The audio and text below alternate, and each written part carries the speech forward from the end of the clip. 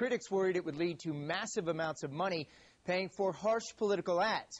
Well, the spending process has begun in Minnesota, along with some strong reactions. But Tom Emmer sided with Governor Pawlenty. The ad not so subtly connects the Republican candidates with the Republican governor. Minnesotans can't afford another 4 years of Tim Pawlenty and Tom Emmer's failed agenda. The message from a liberal-leaning group may not surprise you, but the cost and timing might.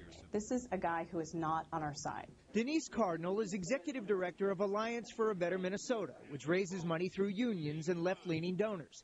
The $500,000 spot will run statewide for the next 2 weeks. Now is a good time for us to start having this conversation with voters. Funding for education. And it's only the beginning of the air war to come. We do know that we're going to be continuing with these ads in the next weeks and months. They had an option to talk about their candidates, the candidates that they have on their side, but they chose to go negative on Tom Emmer. That's because he's in the lead, he's winning right now, and Minnesotans are rallying behind his candidacy, and that's what they're concerned about.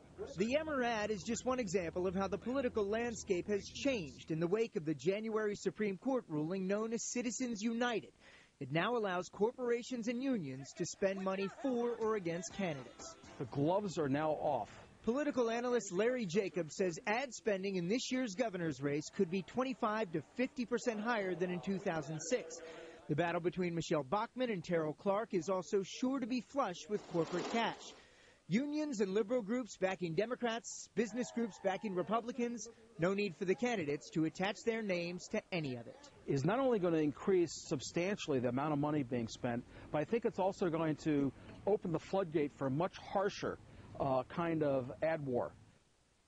Now, by law, political candidates or parties cannot coordinate with special interest groups about advertising, but every expectation is business groups supporting Tom Emmer will begin their ad campaigns in the near future.